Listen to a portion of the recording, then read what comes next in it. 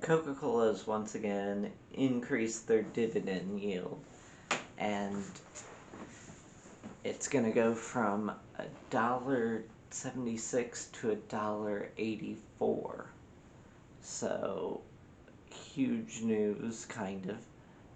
An 8 cents increase will just help spur along my goal of getting $75 this year from Coca-Cola stock, which kind of reduces the amount of shares I need by about 2, from like 43 to 41, but I'm still probably going to try and stay on course and get the 43.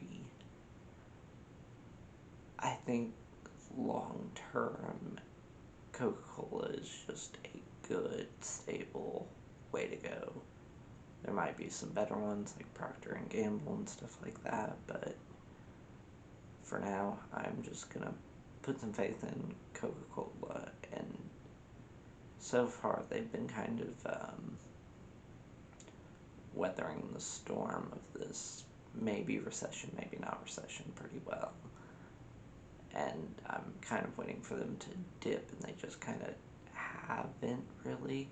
I think there was a week where they were somewhere in the 50s and not in the 60 range, but oh well. Supposedly everything's gonna go down, but it just kind of hasn't. The stock market hasn't really tanked like everybody kind of said it would, but I don't know, just keep on keeping on. Really though, it's a 4.8% increase on the dividend. So, I mean, sounds good to me. Especially if it continues at this 4 to 5% increase year over year over year.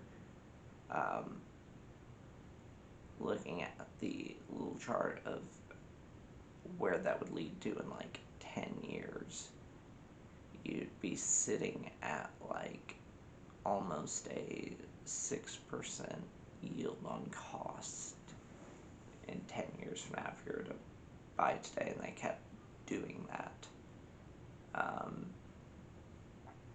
But then, if you're planning to just hold this for life and they keep going like they have gone, you'll start to get to like 8%, 12% in the next 20-25 years.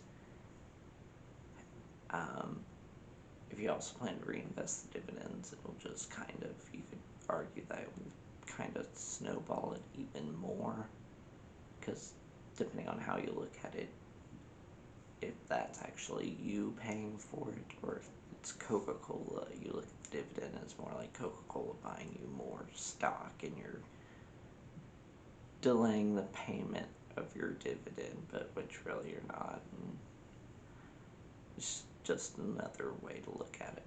Either way, Coca-Cola increased its dividend yet again, unsurprisingly, and very happy about that.